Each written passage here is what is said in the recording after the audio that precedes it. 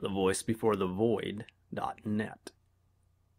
Sioux Names and Their Significance. From Indian Scout Talks by Charles Eastman. We Sioux had 3 classes of names. First, birth names. Second, honor or public names. Third, nicknames. The first indicated the order in which children were born into the family, as Chaske, firstborn son, Winona, firstborn daughter, and so on to the 5th child, who was presumed to be the last. There were a few who carried this childhood name through life. The nickname usually records some humorous act or odd characteristic of the boy or man. It is seldom a flattering one. There is an imaginary Indian personage called Winkta, who is supposed to be ever on the watch for an excuse to coin a ridiculous name, and such a name will travel like a prairie fire before its owner is aware of it. It has been written by white men that an Indian child is called after the first noticeable thing its mother sees after its birth. This is not so as a rule, though it is possible such cases may have occurred. Again, it has been declared that some event occurring near the child's birth establishes its name. This occasionally happens, but only when the event is of unusual importance. The child's honor name is properly conferred by the clan medicine man at a public ceremony, some time after the child is able to walk. Such an Indian christening is announced by the herald, a feast made, and gifts presented to the poor of the tribe in honor of the occasion. These needy old people in their turn go away singing the praises of the child by his new name. Such a name usually indicates the distinguishing character or famous deeds of the boy's ancestors, and its bearer is expected to live up to, defend, and pass it on, unstained. Through this ancient custom, he is early recognized by his tribe, impressed with a sense of his personal responsibility, and inspired with the ambition to be worthy of his ancestry. By giving away their property to those in want, his parents intend to teach him love and goodwill toward his fellow man. But if, when he grows up, the boy fails to sustain his honor name, he is no longer called by it. If he does not fail, but on the other hand performs some special deed of valor, or wins some distinguished honor on his own account, he may later be given a special deed name, and the conferring of such was at one time strictly guarded among the Sioux. The deed name is generally given by the war chief, and such naming is not accompanied by gifts. A deed requiring great physical courage is often celebrated by giving the name of some fear-inspiring animal, such as bear or buffalo, or one of the nobler bird names, those of eagle, hawk, and owl.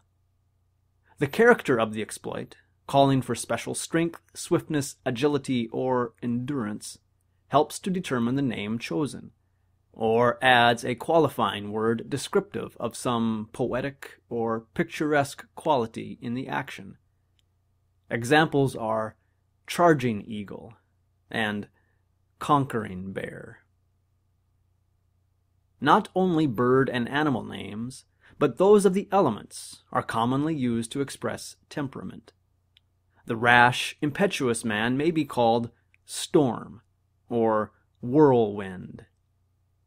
Loftiness and beauty of character is indicated by a name including the word sky or cloud, such as red cloud, touch the cloud, blue sky, or hole in the day, all names of well-known chiefs. Sometimes the idea of bravery or swiftness conveyed by the name of animal or bird is combined with another suggestive of dignity, sacredness, mystery, or magic, as, for example, Thunder Bear or Spirit Buffalo. The highest type of brave deed name is represented by thunder or lightning in one of its many variations.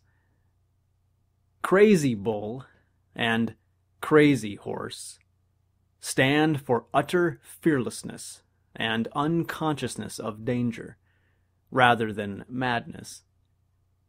Resourcefulness, generosity, and productiveness are expressed in the name of Earth, with some of its poetic attributes.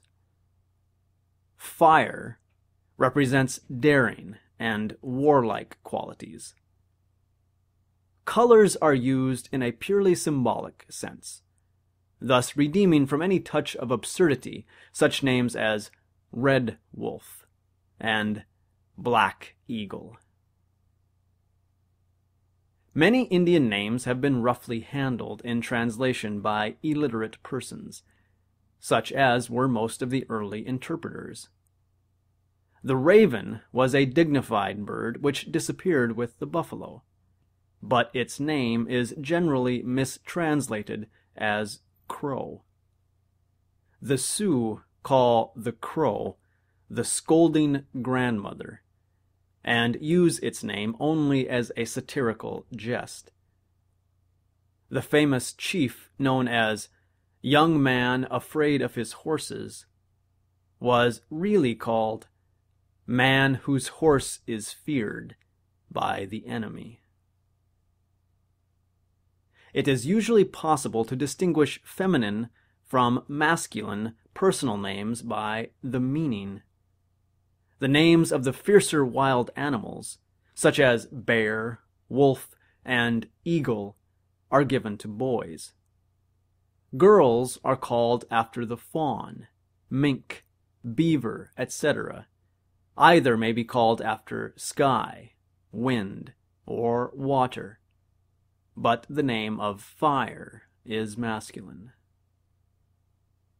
An instance of the highly poetic and figurative name is that of Wiyotankaluta. Literally translated, it means he who in his usual homegoing pauses upon an eminence glowing with scarlet light.